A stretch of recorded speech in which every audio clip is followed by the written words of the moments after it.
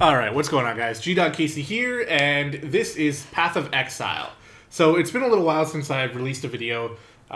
It's been a confusing time for me and the channel recently. We just recently hit 500 subs, which I am eternally grateful for, and incredibly happy I was able to hit that milestone. But at the same time, I've been, like I said, having a bit of a awkward time because I'm starting to lean a little bit away from Final Fantasy, and it's not because of Final Fantasy. The game is great. I love the game still, but sometimes when it comes to MMOs, you sort of overwhelm. Like I just played way too much, basically, and now there's other games that are grasping at my attention, and I've been playing all sorts of other games, and I'm not sure what to do, and I really want to keep uploading videos to YouTube, and I know you guys favor the Final Fantasy stuff.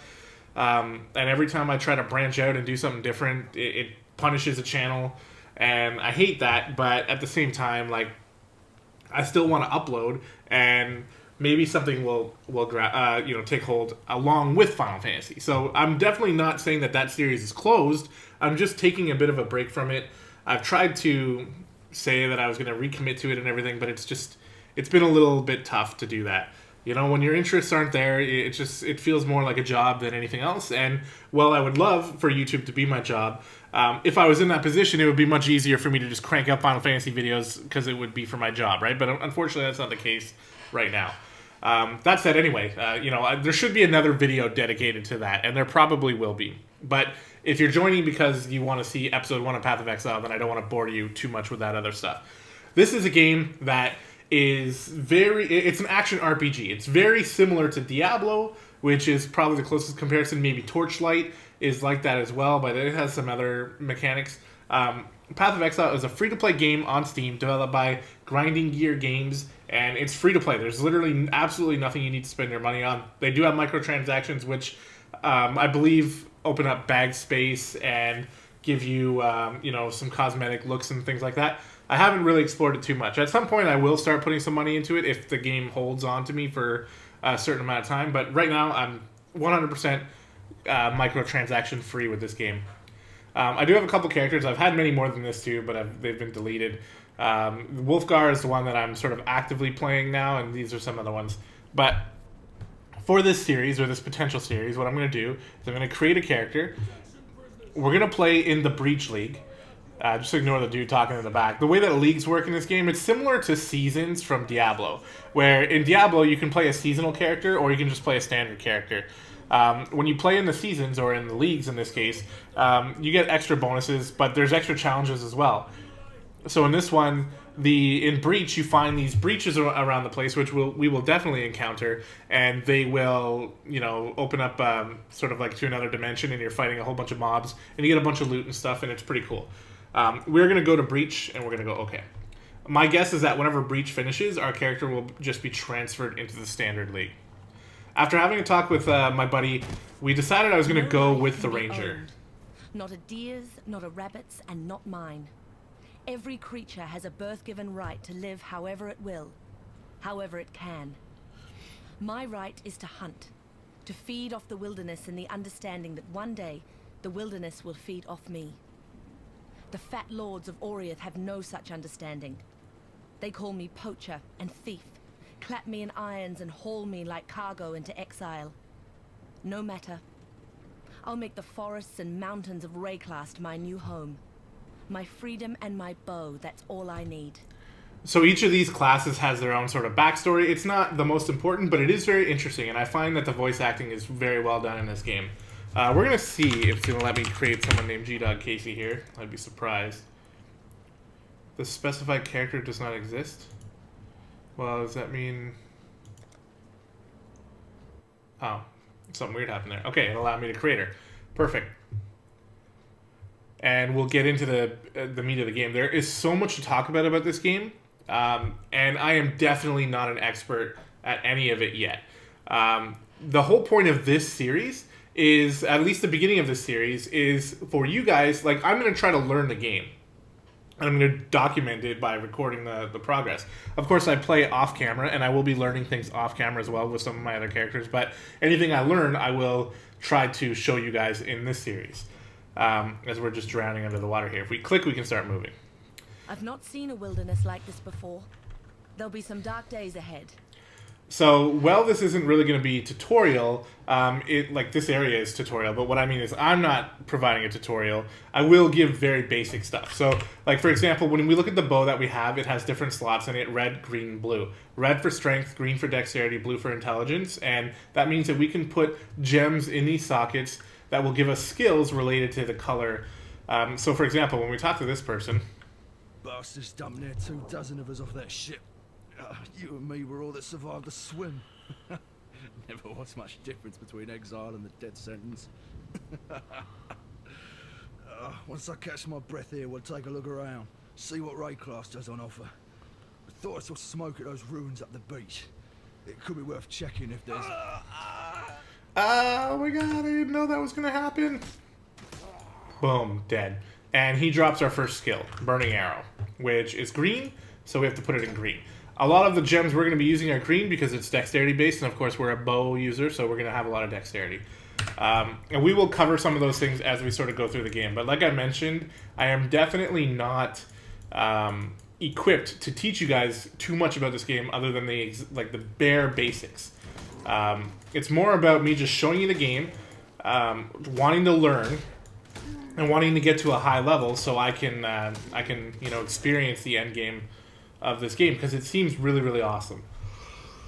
I am sort of recovering still. I just haven't felt 100% healthy since like the beginning of December. So I'm still sort of trying to get back there. But anyway, we're just going to be fighting these random mobs and just picking up experience. People will probably tell you the best way to play this game is to sort of rush through and only complete the quests that you need to complete, and get to the end game as soon as possible. Now, that is something we are going to look into on our second and third playthroughs of this game, which segues nicely into saying that the way that this game works is kind of like old school Diablo, where they force you to play through the story 3 different times on normal difficulty, cruel, and I don't forget if it's called Nightmare or if it's called or Merciless, I think is what it's called, but it's very similar to what to how old school Diablo used to do it. And then once you finish on Merciless, it turns into sort of like the adventure mode of Diablo, where you have to collect maps, and they're kind of like rifts, I think, but with different sort of modifications to them. But I'm only just sort of speaking out of my ass here about what I kind of think, so I don't really want to go too deep into that. The goal of this first playthrough is to actually explore the entire world, level up this ranger as best as I can, and listen to the lore and learn about the world and the story, just for the first time. Because I bet you that most of you guys who play through this probably didn't do that. And if you did, then that's great. But then you may actually not be too interested in this this series. And if that's the case, that's totally fine. But for me, I want to listen to all the voice acting and learn the story and meet all the characters and see if there's anything there that's really good. Because in the amount that I have listened to, I found the voice acting to be pretty good, and the environment is pretty interesting. So I'm happy to listen to everything they have to say. So we did level up here. So if you've never seen Path of Exile before, this is gonna just it depends on your thoughts about this. Seeing this kind of thing just like it interests me to no end. We can make it anywhere on this. I was going to call it sphere grid from Final Fantasy X. I think it's just called the passive tree in this game. Because we're a ranger, we start here. And we can branch off up here, we can branch off down here. And if you're any of the other classes, you start in the other areas and you can branch off. It is highly advised by everything that I've read about this game to find a build online and follow it. And some of you guys might not like that. Apparently, it's possible to screw your character up big time if you just sort of randomly go through the grid and miss out on some very important things. Or at the very least, you'll gimp your character hard by being incredibly, what's the word? I was going to say inefficient, but more about suboptimal. If you're suboptimal, you're going to make the game harder for yourself, because apparently at the end game, it gets really hard, and you need to be optimized in order to make it through. So I found a build that is even tagged as beginner-friendly. It is tagged as endgame viable, so it should be able to set us up on the right foot. And maybe if this series takes hold and if people really like it and if I still enjoy doing it, I might come through with another character and maybe try to make my own build or at least try some other exciting builds. Because if you take a look at all this, like I said, there's so much of it and all of it is like incredibly different skills that will really change the way your character plays. There is a ton of room for creativeness and just crazy builds that just look super awesome.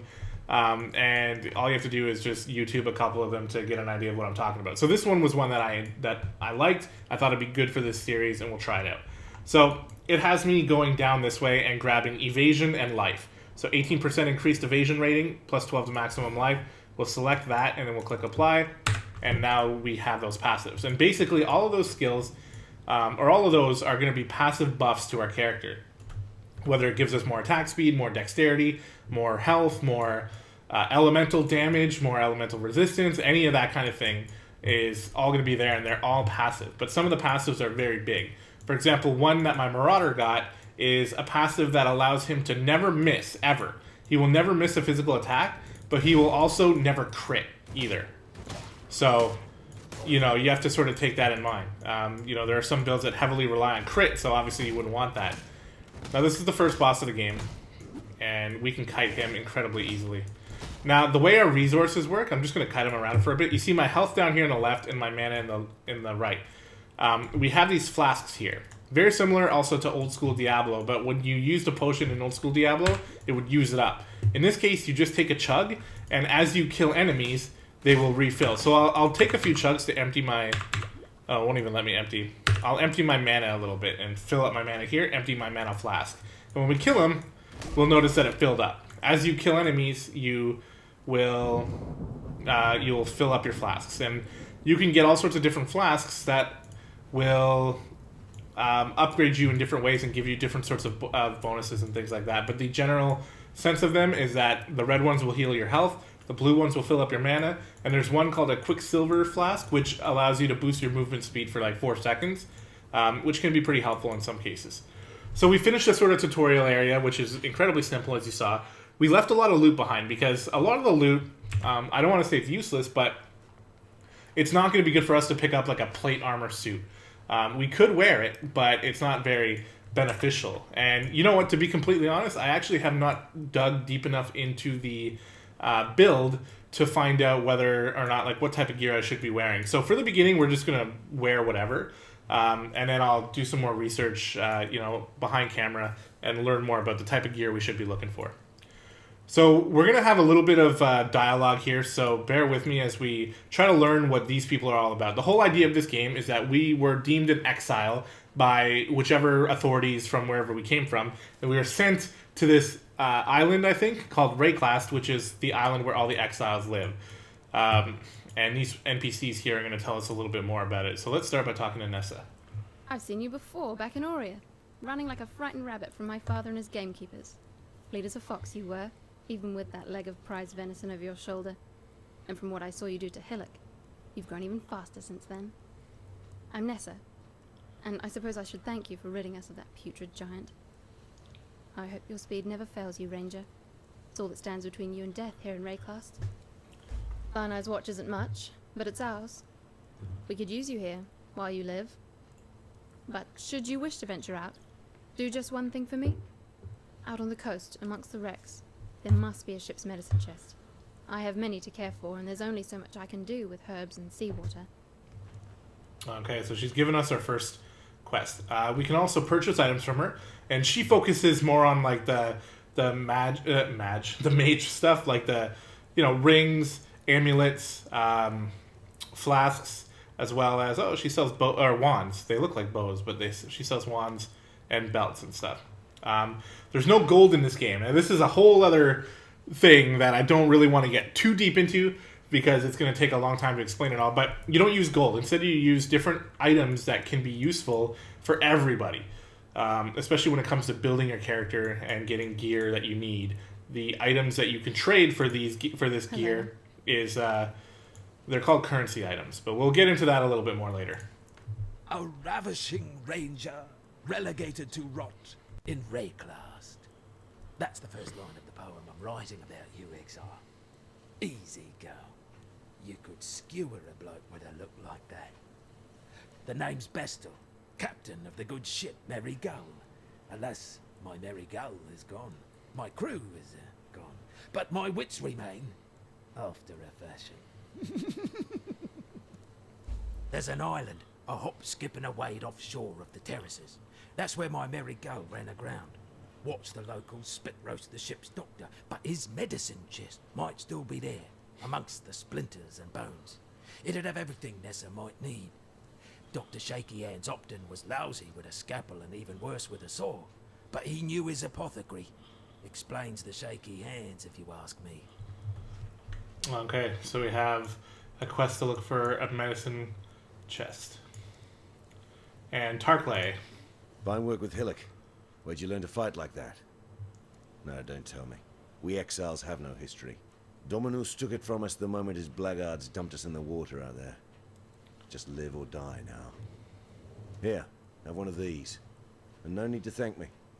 I'm thinking of myself and the others here. The longer we fighters live, the longer everyone lives. So he's going to give us our second skill that we can use. Let me take a quick look here. Hold on a sec. Because I have the build open behind the scenes here about what sort of skills we might be wanting. And I know that the one I'm looking for is Tornado Shot or Lightning Arrow.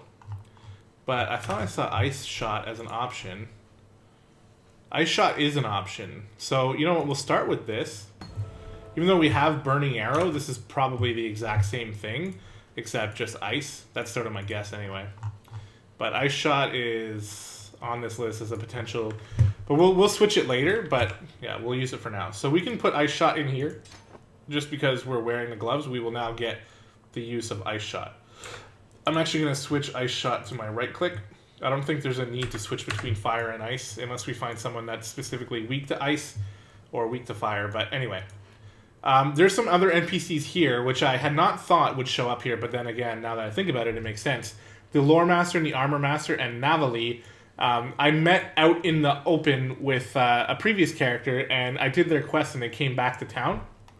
So Another day in damnation. there's I have some reputation and stuff. I don't know too much about these guys, and we're going to talk to them in a later episode. I don't want to sort of pile on the dialogue here in the first episode. But that being said, we are going to talk a little bit more to these guys and find out what they think about each other. So what does Nessa think about Tarkley? Tarkley's as good a man as you can find on this godforsaken coast. He has some wrongs to right, no doubt. What they are, I don't really care. If not for him, we'd all be dead. Alright, so she respects him. Bestel's ship tore its belly open on the rocks out there, trying to escape from corsairs. The pirates took what they wanted. The scavengers took the rest. Tarkley pulled Bestel from some hideaway in the wreckage, the only one on board to survive. Whether the ordeal turned his mind, or whether it's just his nature, Bestel sails a different course to the rest of us. Yeah, he walks to a different drum beat. Made any progress? Poor Nessa. Not even a mother herself, and yet she cares for us all. And what a sickly, pathetic brood we are. May she live to have her own family, a real family. If anyone deserves that, Nessa does. Tarkley, rescued from the waves. A stricken Bestel, fate's slave. From fallen crew and broken bark, Bestel lives, thanks to Tarkley. Arrow, the Merry Gull's cook, washed up on the rocks over yonder. Dead as a doornail he was, buried him myself. Then, a few days later, I see him on the beach. A little worse for wear, but upright, shuffling about. A land full of disturbing surprises, this Rayclast. Alright, and we'll just talk to Tarkley a little bit more. Greetings. The walls of this old ruin, Lion Eye's watch. Defensible enough with a few stout, well-armed veterans. But what have I got? Starving exiles with driftwood clubs and rusted dirks. Oops, hit a button there by mistake. Welcome. The Eternal Empire has some right nasty leftovers. Whether it's something in the air or in the water, no one stays dead in Rayclast. Not the first time. It can take a little while, but sooner or later corpses wake up and go looking for breakfast. Pistol's a strange fish. Best taken salted. That hat he wears? Plucked it right off the real captain's head. Captain didn't mind. Generous fellow. Had given the rest of himself to the scavengers already. So Besto actually isn't the captain. Funny. Ness is the best of us. Not one of Dominus's exiles. A wreck survivor. She keeps us from losing what's left of our minds. Salem's sweet tongue sang it right. The fairest flowers bloom in the foulest places. Alright, so that's enough dialogue for now. We talked to all the main NPCs here. And some of these guys are actually real characters. This person, this person, this person, they're all real characters. Just doing things around the place. But we'll talk to these guys one at a time, probably in other episodes. I'm going to take a quick look at the stash here. You can see that I have quite a bit of stuff just from my other characters. I'll be adding to this stash all the stuff I find. But these are the sort of currency items I was talking about. And we'll get into them a little bit more later. But like I said, I'm not really equipped to teach you guys yet. I'm more equipped to be taught. So if you guys know things and you think that it's important for me to know, definitely let me know. But for the rest of this episode, we're going to go into some combat. We're going to finish the quest to get the medicine chest. Just to, make it so that you guys get a little bit more action here. And we'll pick up in another episode later on. So I was talking about how a lot of people, in the guides I've read, will tell you to actually just skip past like pretty much everybody. Only fight the monsters that are in your way.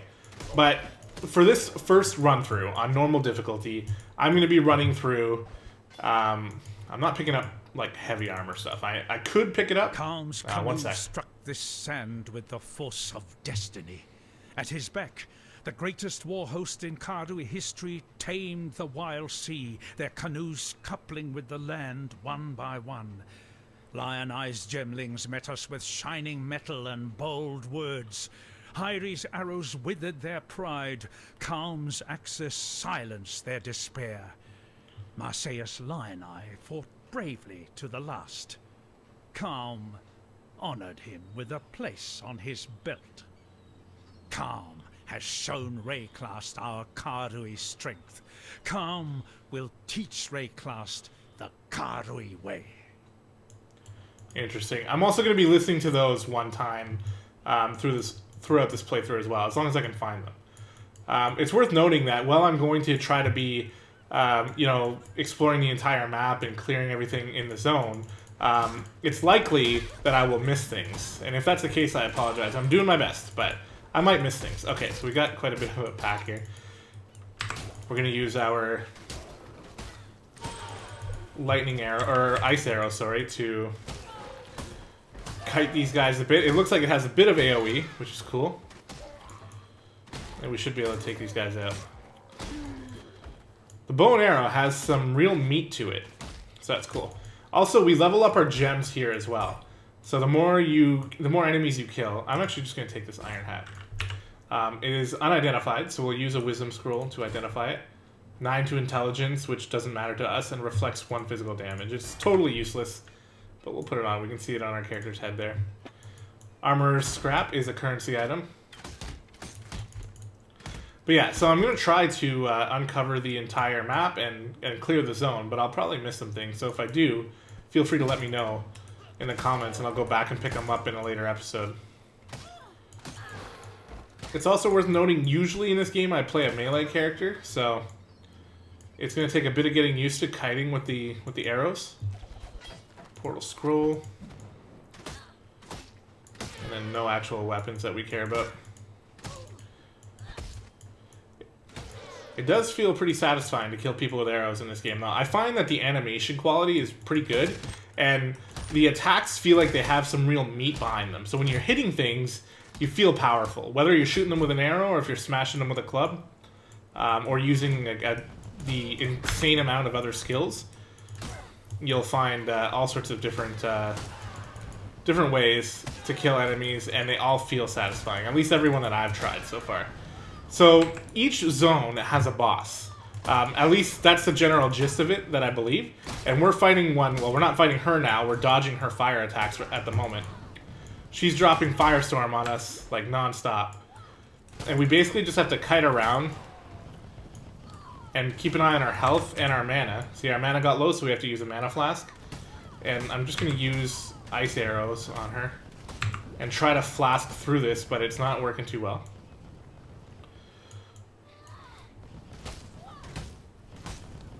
And there we go. The worms will have to wait a bit longer for this meal.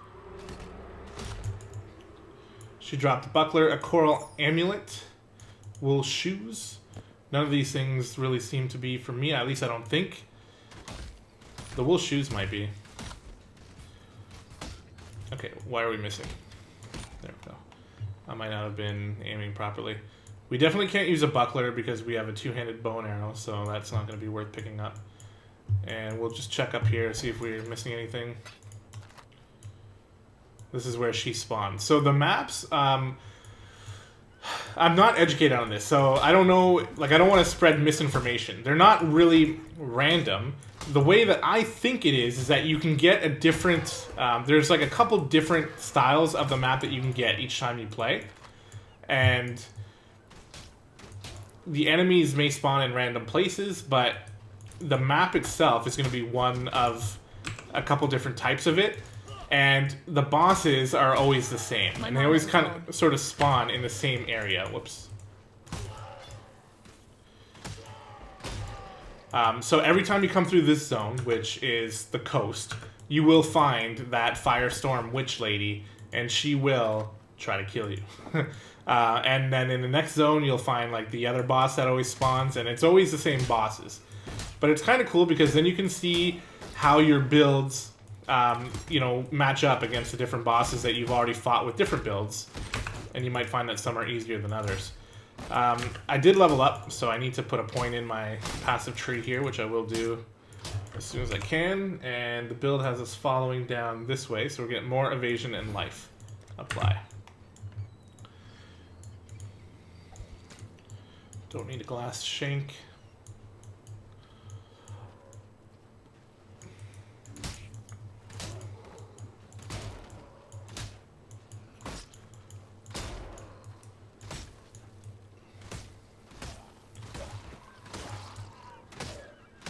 There we go.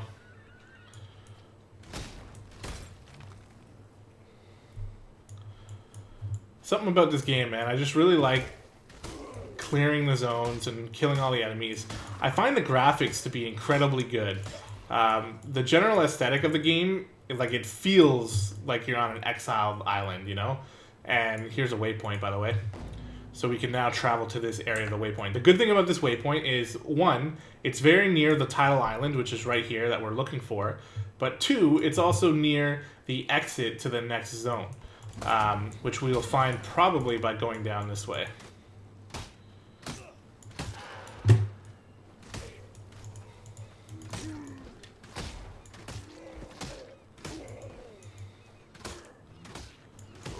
There you go.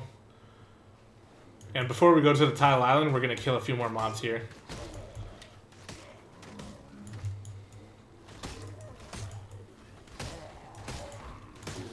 There we go. Try to freeze these guys so we can kite them a bit easier.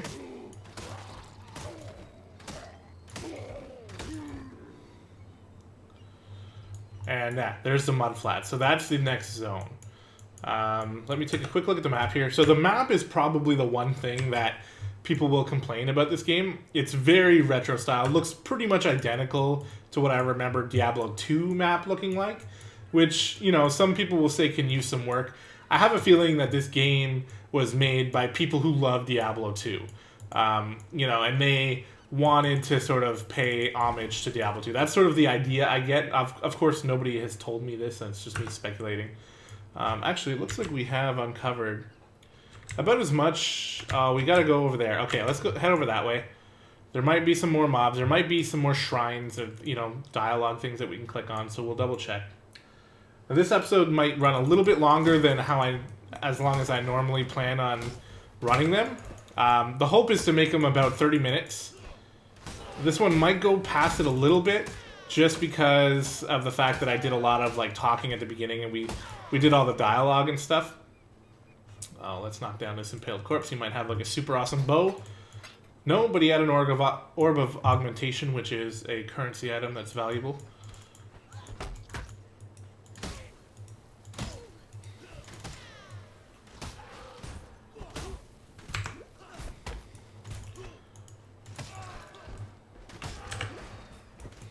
Okay, there we go. So we have something called a shield here, which is like an energy shield, which we probably have because of some item that we picked up. Okay, so over here, we're already clear. We'll just follow the beach down this way in case we miss something. Which, the more I look at it, the more I think maybe we didn't. And I may have come here for nothing, and if that's the case, then I apologize. Yeah, that actually might be the case. Sorry about that.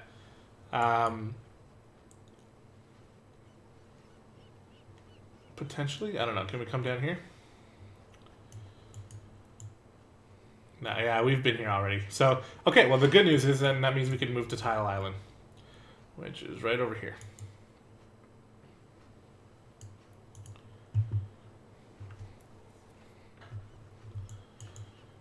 So this is a zone where we will find the medicine chest. And kill some more drowned.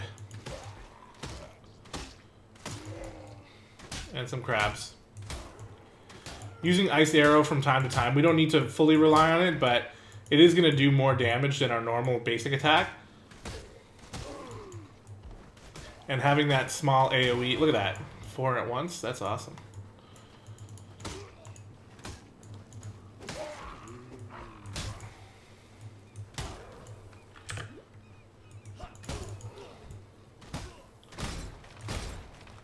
I'm going to move this over here because my other character has the mana on 3 and I'm used to that. So we're going to stick with that. Alright, I'm not exactly sure which way to go. We're just going to kite these fools with ice.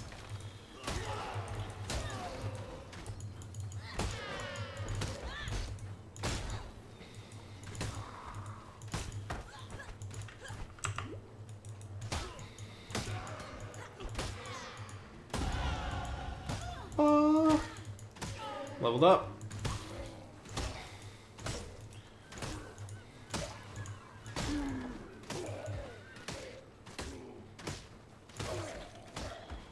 Finally, we're going to eventually kill all these guys. There's a lot of enemies here. And there's a few more as well.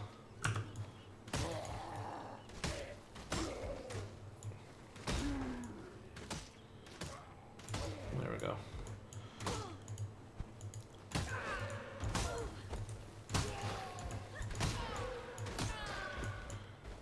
Never-ending enemies.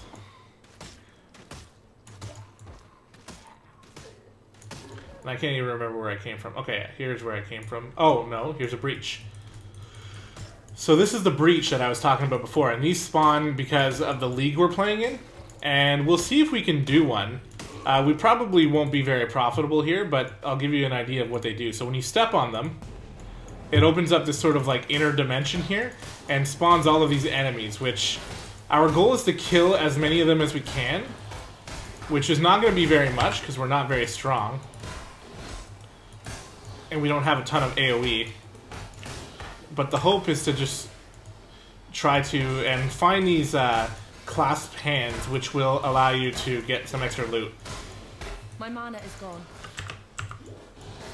And once the thing runs out, you can see everyone who belonged in there disappears, but all the loot remains. So we didn't kill everybody, but we did get some extra loot, and we got some experience for killing them as well. Any of the enemies we managed to kill anyway. So a Splinter of Zoth will pick up. This rare Driftwood one will pick up. Nothing else really stands out. The Rawhide Boots might be good, but I don't really know. I'll have to look into that.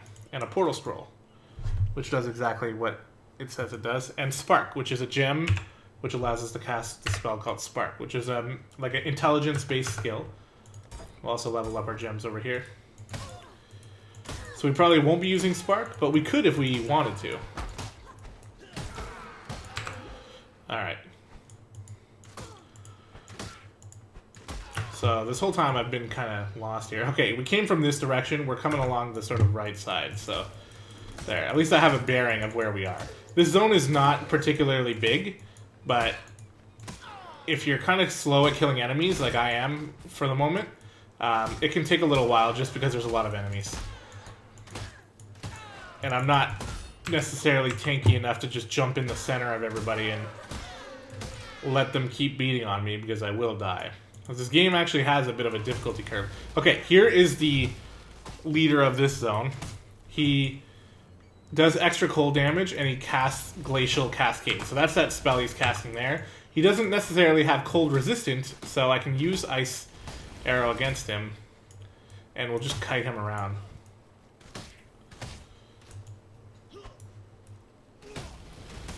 Not particularly difficult, but if you just try to stand there toe-to-toe with him, he can do a lot of damage to you.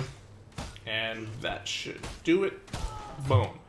Orb of Transmutation, another random wand, a medium life flask, and a medium mana flask, and a medicine chest. The rest of the stuff I don't think we need too badly. Oh, these rawhide gloves are probably good. Actually, and there's a magic short bow, so I wasn't even paying attention. So we'll check out the short bow. We can hold Alt to, first of all, see the item level, and also take a look and see if it's much better. This is a little bit better, but we need to be level 5 to use it, and we're not there yet. So we'll set it aside for now. The medicine chest we have, we will identify these gloves.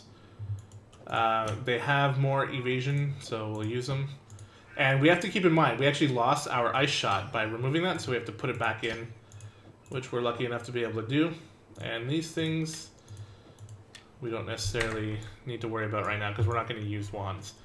So we've technically finished what we need to do here, but we're going to just clear out the zone because that's what I said I was going to do. Oh, and also just really quick, we will be heading up this way for more evasion and life, which is going to help us when we find ourselves in situations where we can't really kite as effectively as we want. There we go. That just means that we finished the quest.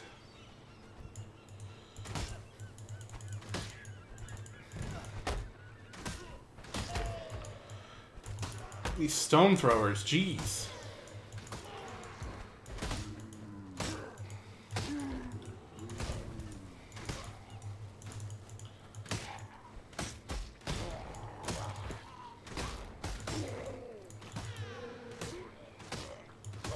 Alright, there we go. Oh yeah, I forgot about the flasks. So we have... Wait, oh, he just automatically equipped them. So we're going to move our medium flask to number 1. And same like this. And now they just heal for more. So the medium flask will heal for 150 instead of only 70. And same thing with the mana. 90 mana over 60 mana, so it's better. And you'll get large ones, and you'll get grand ones, and greater ones, and then you'll get some magical ones that also have abilities like, you know, every time you take this flask, it'll cleanse you of any debuff that you have, or something like that. Which could be very helpful, so... You know, we'll look into those more as we get them. But we definitely want to take advantage of the upgrades that we get early on.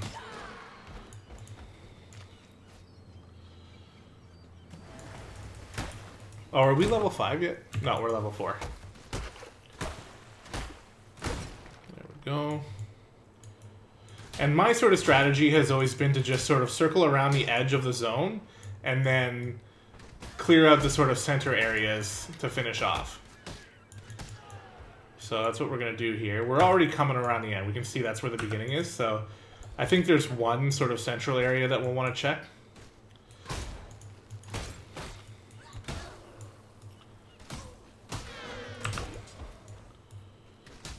And this whole time I'm just remembering about my flasks. They're very important in this game.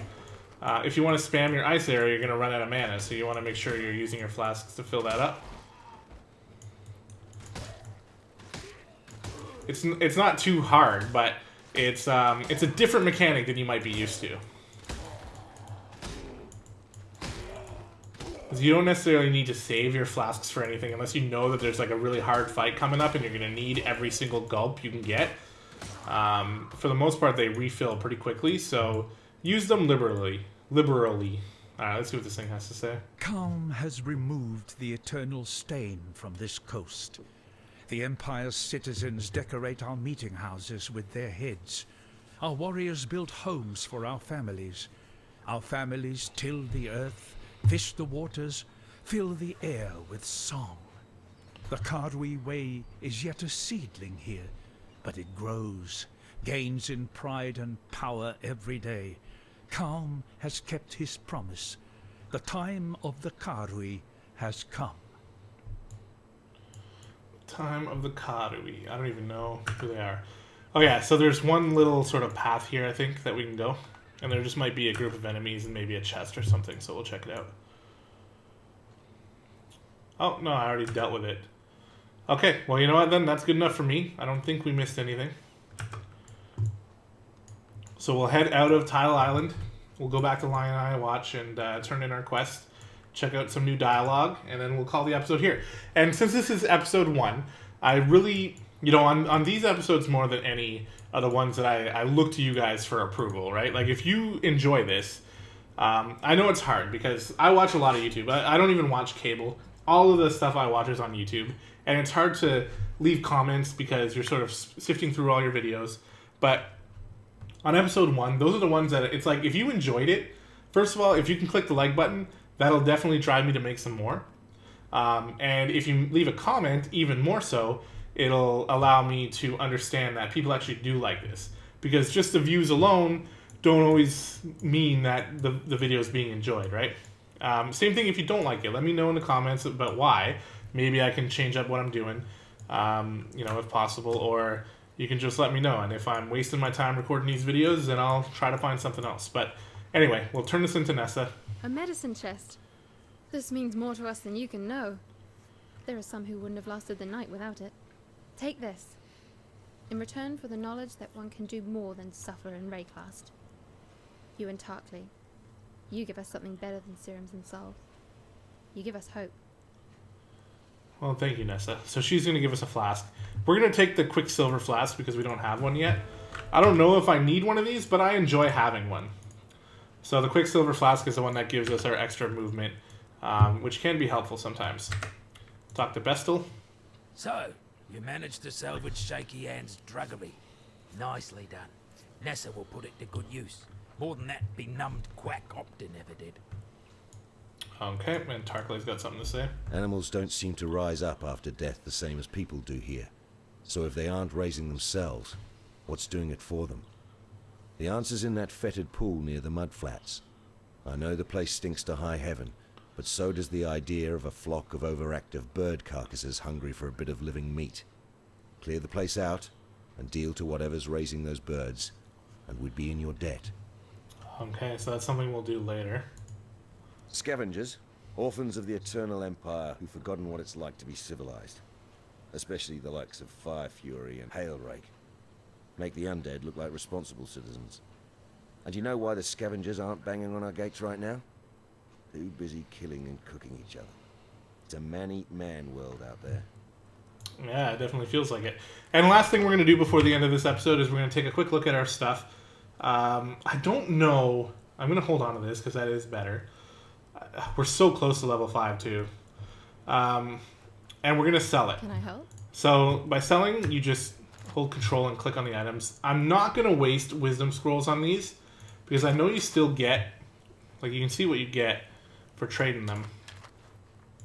Essentially, okay, let's find out right now. 5 transmutation shards for unidentified wand. If I identify it, and then I put it in, I get 19 alteration shard. Okay. Transmutation. So obviously it's better than if I do identify them, sorry. Identify. That looks like a really good wand too. So we get a lot more if we do identify them. Okay, so that's good to know. And that we can get rid of. We got rid of the flasks, so we don't need those. Everything else we're going to keep, obviously, so we'll just accept.